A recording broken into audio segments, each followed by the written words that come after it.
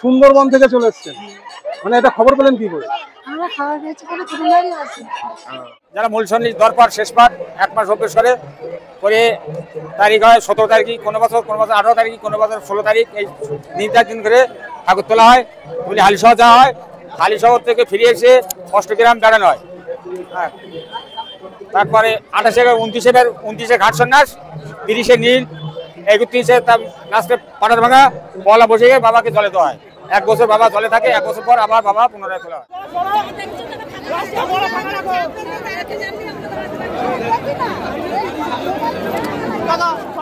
আমার সৌভাগ্য হয়েছিল মন্দিরটা প্রতিষ্ঠিত দান করার জন্য। সেই মন্দির হচ্ছে এই মন্দির। আমি জীবনে অনেক কাজ করেছি, এখন আমি মনে করি জীবনের সবচেয়ে শ্রেষ্ঠতম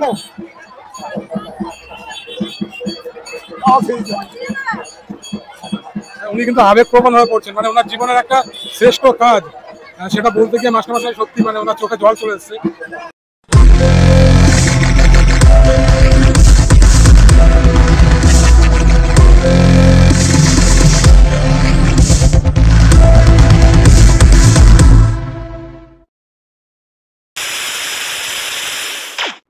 চলে এসেছি জলেশ্বর মন্দিরে।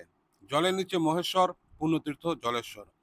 আজ চৈত্র মাসের 3য় সোমবার, আর পুরো চৈত্র মাস ধরে এই জলেশ্বর মন্দিরে কিন্তু প্রচুর ভক্তের আগমন হয়।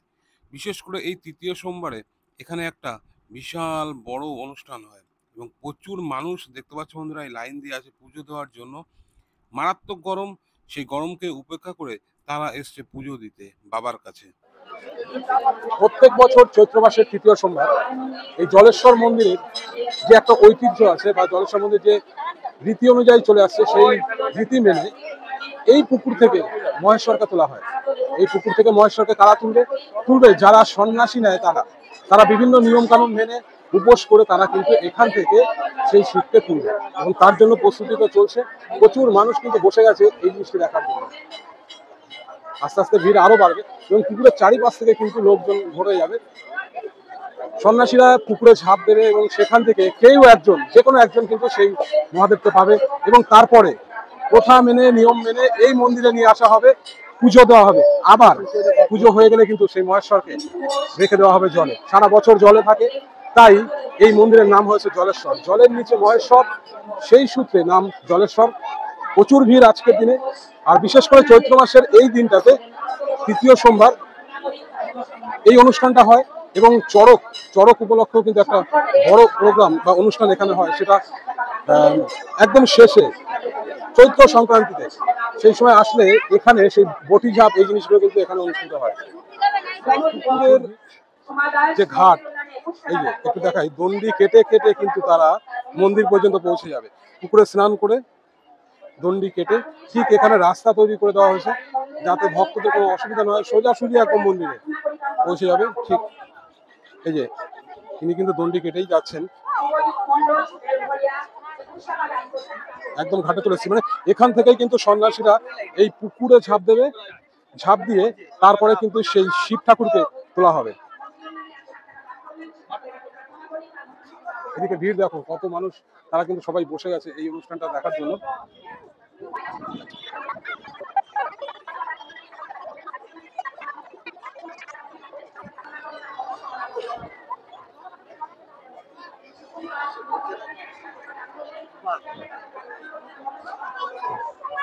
দাদা কি অনুষ্ঠানটা দেখবেন? জলের থেকে শিব ঠাকুরকে তোলা, কোথা থেকে এসছেন আপনি? হ্যাঁ, নগরপাড়া থেকে। হ্যাঁ, প্রত্যেকবার আসেন? না, এবার প্রথমে এসেছি। এটা জানলেন কি? আমরা প্রত্যেক সোমবার পুজো দিতে আসি। আচ্ছা, এবার একটু দেখি সমস্ত বয়স্ক মানুষরা তারা কিন্তু। আচ্ছা কাকু, কোথা থেকে এসছেন আপনি? বারাসাত থেকে এসেছি। বারাসাত থেকে। প্রত্যেকবার আসা হয়? এমনি এই সময় আসি না, এর আগে 2-1 মাস আগে এসেছিলাম আমি, এসে ঘুরে গেছি, আবার সামনে রোববারে আসবো। চৈত্র সংক্রান্তিতে? হ্যাঁ, ওই যে নীল পূজার দিন আবার আসবো, এসে আবার বাবাকে দেখে যাবো। আচ্ছা, হ্যাঁ, সবাই ভালো থাকবে। হ্যাঁ, খুব ভালো লাগছে। এটা কি এইবার প্রথম দেখছেন? না, আমি এসছি, আরো একবার এসছি ঠাকুর তোলা, এইবার এই প্রথম আসছি। হ্যাঁ, এইবারই প্রথম আসছেন। আমি এসছি নটা ভান্ডারখোলা থেকে। হ্যাঁ, ভালো লাগে এই প্রোগ্রামটা দেখতে? হ্যাঁ, প্রোগ্রাম ভালো মানে প্রত্যেকবার আসেন? আমরা প্রত্যেক বছর আসি। কটা থেকে শুরু হবে আজকে? আচ্ছা, শুনছি তো 12টার থেকে। 12টা থেকে। মানে প্রচুর সন্ন্যাসীরা নামে এখানে? হ্যাঁ, প্রচুর সন্ন্যাসীরা নামে।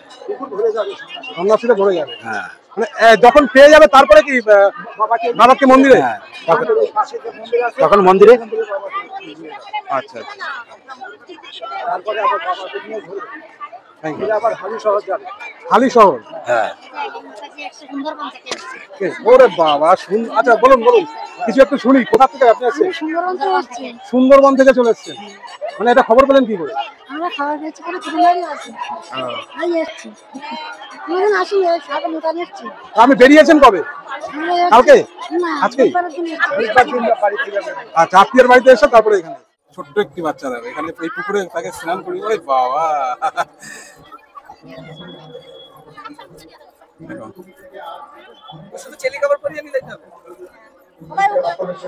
এই যে লাইনটা দেখতে পাচ্ছেন, এই লাইন দিয়ে কিন্তু সবাই পুজো দিতে যাচ্ছে জলেশ্বর মন্দিরে। চারিদিকে কিন্তু সমস্ত ভক্তরা দাঁড়িয়ে আছে প্রোগ্রাম দেখার জন্য। এই হচ্ছে জলেশ্বর মন্দির।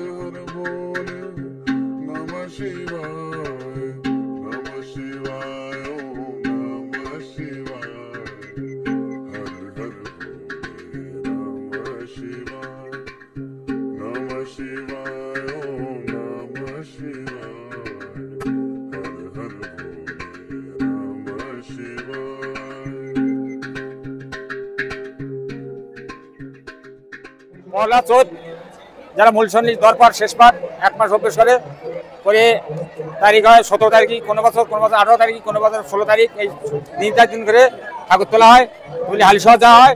হালিশহর থেকে ফিরে এসে অষ্টগ্রাম দাঁড়ানো হয়। হ্যাঁ, তারপরে 28-29 ঘাট সন্ন্যাস, 30 নীল, 31 তার লাস্টে পাটার ভাঙা, পয়লা বসে গিয়ে বাবাকে জলে দেওয়া হয়। 1 বছর বাবা জলে থাকে, 1 বছর পর আবার বাবা পুনরায় তোলা হয়। আজকে আপনারা সবাই নামবেন? হ্যাঁ, তারপরে কি হবে? একদম তো পাবে। তারপরে ঠাকুর পাওয়ার পরে পুজো হবে। বেলা 5টার সময় রওনা হবে। হালিশহরে রওনা 5টার সময় গঙ্গা স্নানে যাওয়া হবে। তারপরে আবার 4 দিন প্রোগ্রাম আছে। ওই 4 দিন শেষ হওয়ার পর আবার বাবা দর্শনে অনুষ্ঠান হবে। পয়লা বৈশাখে আবার বাবাকে হ্যাঁ, চলে কি হবে। সন্ন্যাসীরা পুরো প্রস্তুত। এখন তারা কিন্তু পুকুরে নামবে এবং মহাদেবকে সেখান থেকে তুলবে। তার জন্য কিন্তু এখানে ঢাক রেডি আছে। এই ঢাক বাজবে। ঢাকের সাথে সাথে কিন্তু সমস্ত সন্ন্যাসীরা যারা নিয়ম মেনে এতদিন ধরে উপোস করে আছেন, তারাই কিন্তু সমস্ত ড্রেস পরে দেখুন রেডি আছে। তারাই কিন্তু নামবে পুকুরে। এই জিনিসটা দেখবার জন্যই কিন্তু মূলত আসা। এটা আমরা অনেকে জানি না যে এরকম একটা অনুষ্ঠান আমাদের পশ্চিমবঙ্গের ভেতর উত্তর 24 পরগনার গাইঘাটাতে হয়, জলেশ্বর। সেই প্রোগ্রামটা পুরোটাই তুলে ধরবো, মানে ধরছি। তারা কিন্তু বাবার কাছে প্রথমে নমস্কার জানাবে এবং বাবার কাছে নমস্কার জানিয়ে এই যে রাস্তাটা আছে এখান থেকেই তারা পৌঁছে যাবে ঠিক পুকুরে।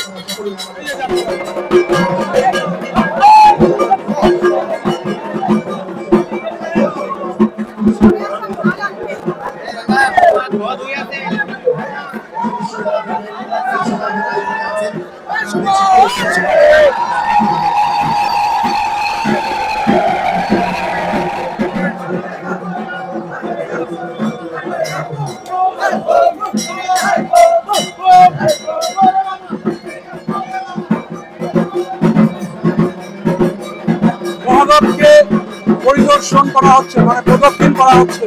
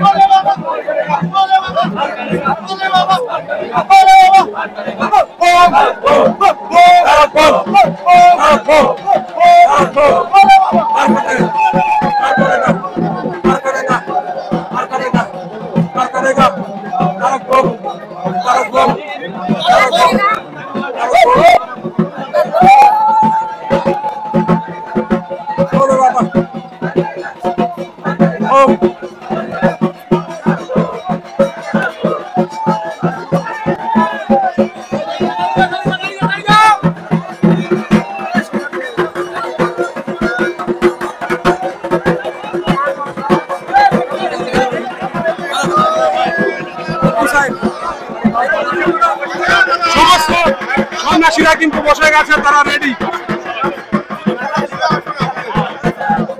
ওই যে একজন সন্ন্যাসী কিন্তু জলে ঝাঁপ দিল।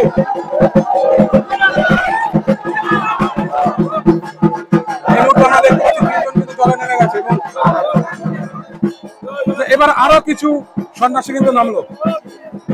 প্রথমে 5 জন নেমেছিল, তারা অনেকক্ষণ চেষ্টা করলো, তারা পায়নি। এবার বাকি 1 2 3 4 5 6 7 জন 8 জন তারা কিন্তু নেমে এসে, এবার 8 জন আরো নেমে গেল।